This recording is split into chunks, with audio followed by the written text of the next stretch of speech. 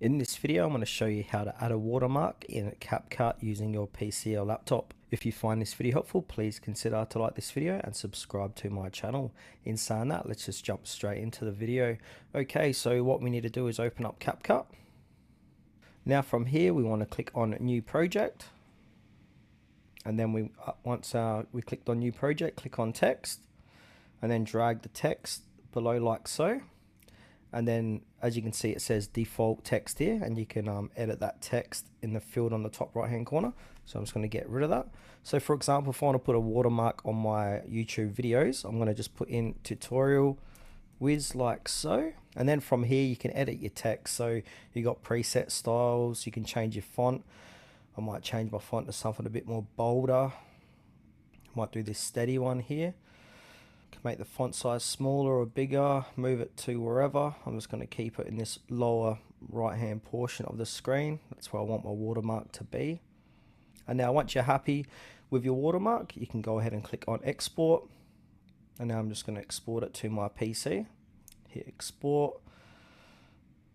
Alright, so that's exported.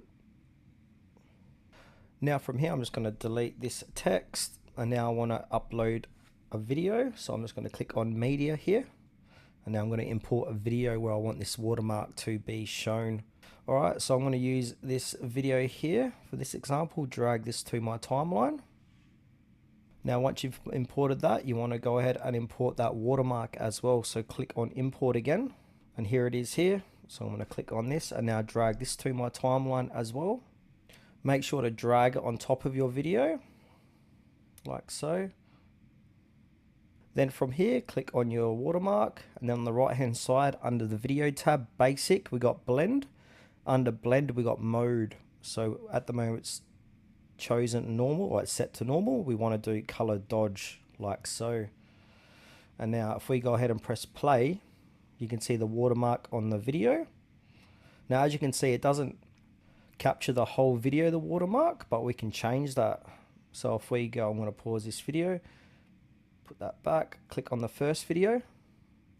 Yep, click on the first video. Then on the right hand side we've got video, audio, speed, animation. Go ahead and click onto speed.